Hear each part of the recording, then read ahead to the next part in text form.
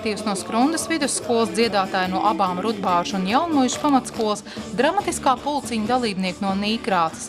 Tā izveidot koncertu programmu, ar kuru skolēni apbraukāja 3 novada vietas – Ikaišas Skrundas pagastā, Lēnas Nīkrāces un Sieksāti Rudbāžu pagastā.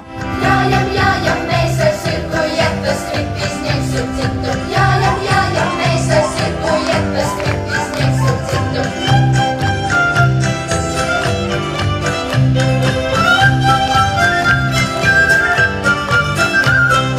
Savulaik ar koncertiem laukos parasti viesojās Skrundas kultūras nama kolektīvi. Skolēnu novada dome nolēmuši šo tradīciju atjaunot. Tad, kad bijām uz laukiem lieldienu kartiņas dalīt, kad cilvēkiem tomēr ir, viņi ir gatavi saņemt arī kaut ko vairāk, un viņi vēlas, lai pie viņiem brauc, un tad mēs izdomājam, ka skolēnu doma varētu to pārņemt. Tad jau labāk paaicini kādu meiteni, tāda, kur vislabāk patīk. Vislabāk man patīk Anniņa. Starpbrīžos viņa puikas māc bučoties. Ak, debes, vai pieklājīgi bērni jums klasē nav?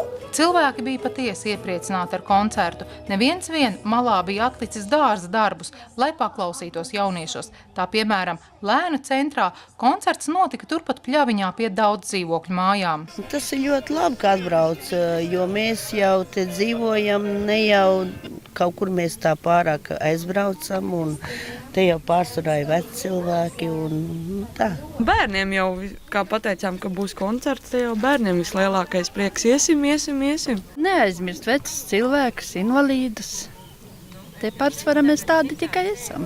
Brauciet biežāk pie mums. Tam vējām ir lūšanāki, tam vējām ir vilka balss, un tomēr arī tam vējām pareizi teisās.